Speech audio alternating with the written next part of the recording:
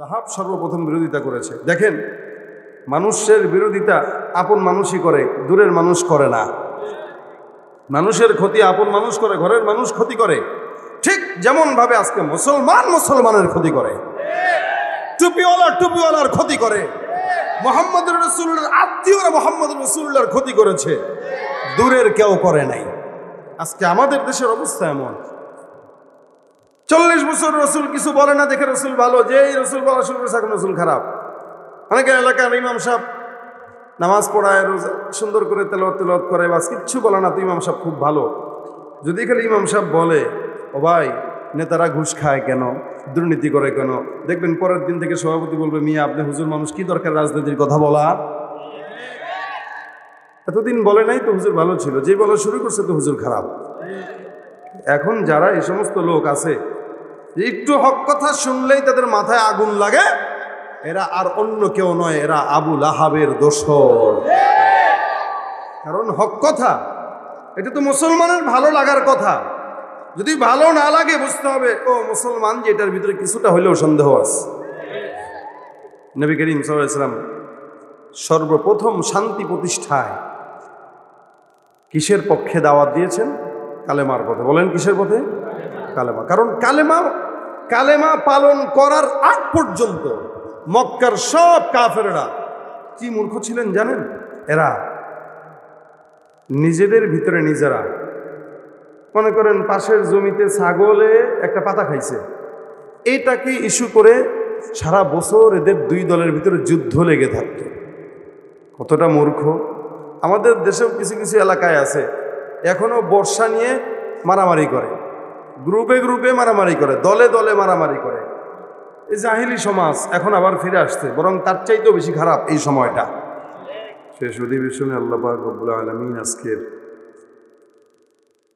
পবিত্রতম একটি মজলিসে আল্লাহ পাকের দিন কালাম থেকে, রাসূল সাল্লাল্লাহু আলাইহি ওয়াসাল্লামের হাদিস থেকে ইমানি কিছু মুজাকারায় আমাদের মতো নাখান্দা গুনাহগার বান্দাদেরকে আল্লাহ পাক যে তৌফিক দিয়েছেন, কবুল করেছেন, এই জন্য খুশি হয়ে আল্লাহ পাকের দরবারে শুকরিয়া আদান সকলে বলি আলহামদুলিল্লাহ।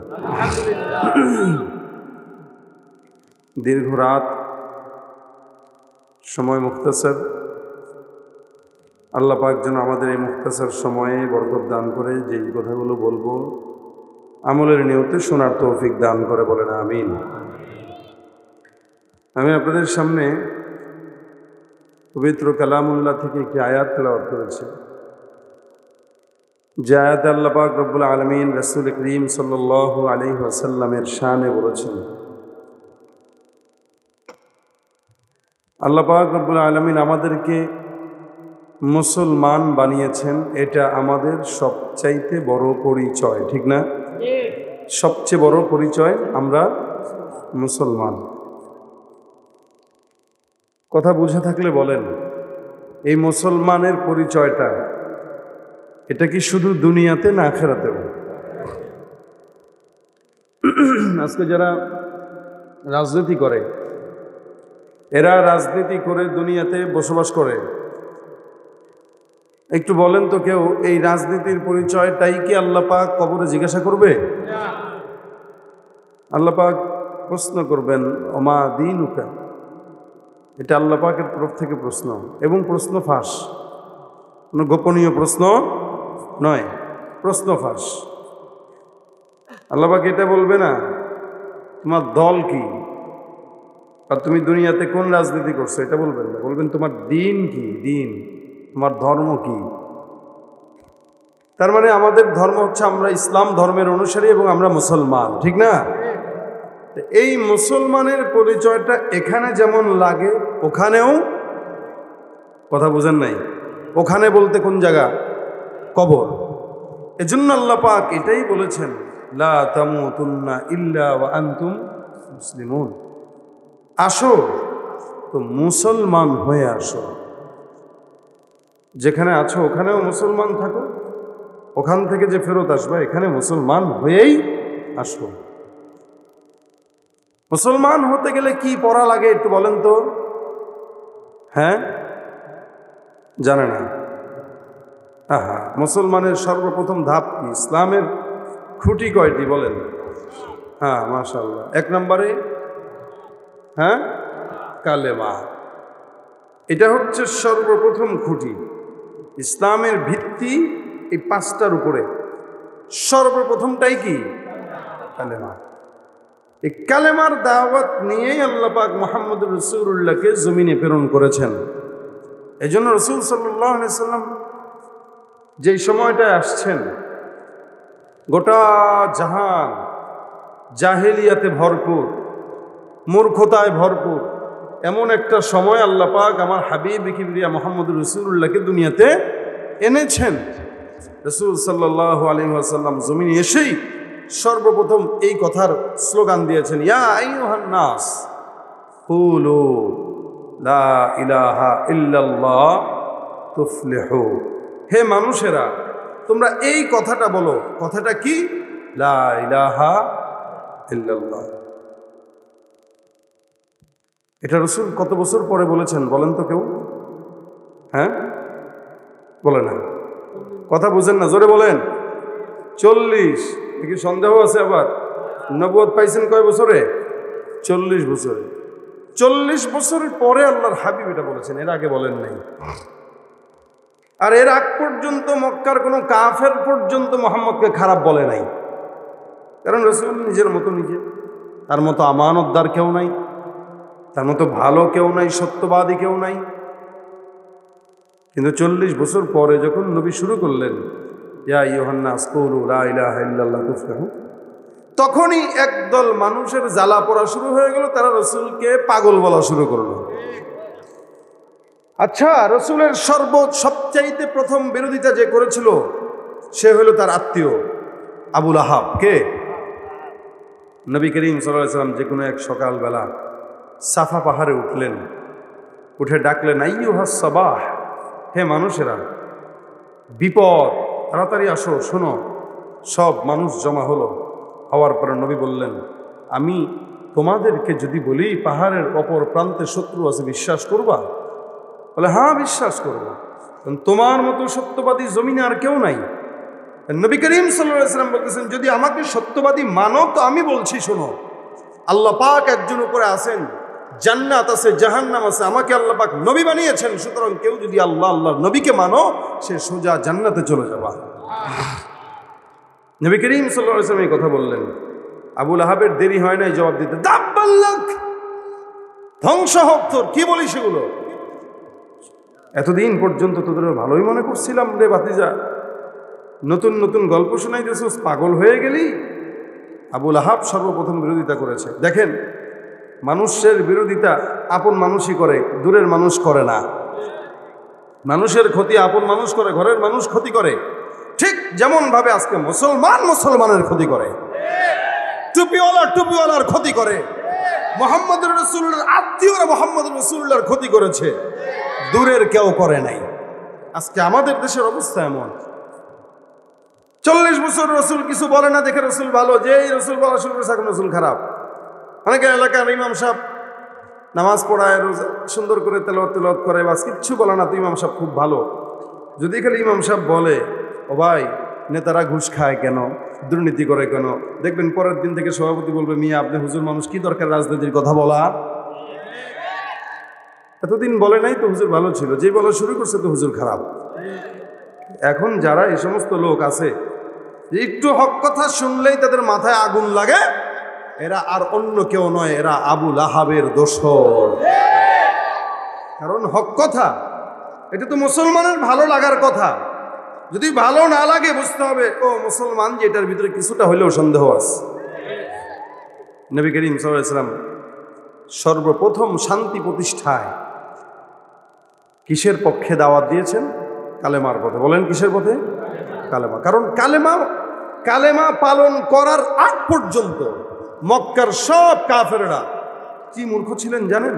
এরা নিজেদের ভিতরে নিজেরা, মনে করেন পাশের জমিতে ছাগলে একটা পাতা খাইছে, এইটাকে ইস্যু করে সারা বছর এদের দুই দলের ভিতরে যুদ্ধ লেগে থাকত।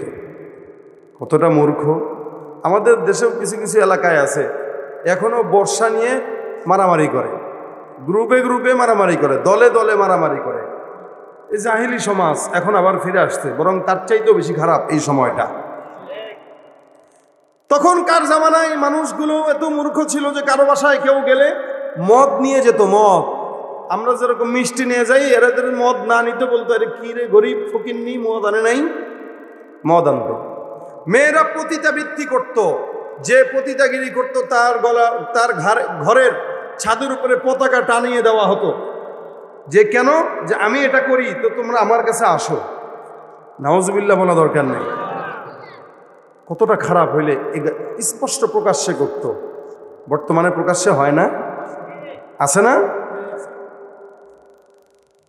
তো এই মেয়েটার গর্ভে যদি কোনো সন্তান হইতো তাহলে এই সন্তানটা কার? তো তখনকার জামানায় নিজাম ছিল, কোনো মেয়ে পতিতাবৃত্তি করার পরে যদি তার গর্ভে সন্তান চলেই আসতো, এটা বোঝার জন্য এই মেয়েটা যত মানুষের সঙ্গে মেলামেশা করেছে সবার সঙ্গে একসঙ্গে দাওয়াত দিয়ে সবাইকে ডাকতো। ডাকার পরে খাওয়াইতো, খাওয়ানোর পরে এবার বাচ্চাটা কোলের ভিতরে নিয়ে প্রত্যেকের চেহারার দিকে তাকাইতো আর দেখতো বাচ্চাটার চেহারা মিল আছে কার সাথে।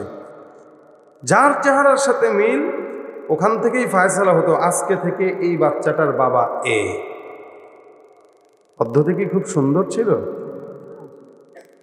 কতটা লজ্জাজনক! বীজ কার আর বাপ হয় কে?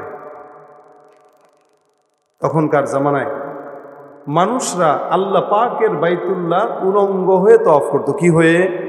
উলঙ্গ হয়ে, একটা কাপড়ও রাখতো না। উলঙ্গ বুঝেন তো, একদম টোটাল উলঙ্গ। তাদের যুক্তি ছিল যেই কাপড় পরিধান করে গুনাহ করি ওই কাপড় দিয়ে কি আর তওয়াফ করা যায় আল্লাহর ঘর? এই জন্য কাপড় খোল, তওয়াফ কর যা। গাধার ঘরের গাধাদের মাথায় এটা ধরল না, মানুষ কি তার কাপড় দিয়ে গুনাহ করে নাকি তার অঙ্গ দিয়ে গুনাহ করে? অঙ্গ দিয়ে অবশ্যই গুনাহ করে। তো তুই যেই অঙ্গ দিয়ে গুনাহ করলি সেই অঙ্গই না তুই কাটবি? যুক্তি তো এটা হওয়ার কথা, তুই অঙ্গ দিয়ে গুনাহ করছিস, অঙ্গ কাট, তারপরে তুই তওয়াফ কর। না, কাপড় খোল। এটাকে তারা পুণ্য মনে করত। তাদের এই সমস্ত অবস্থা, মেয়ে হইলে তো মেয়েদেরকে জ্যান্ত পুঁতে ফেলতো, কবর, সোজা কথা।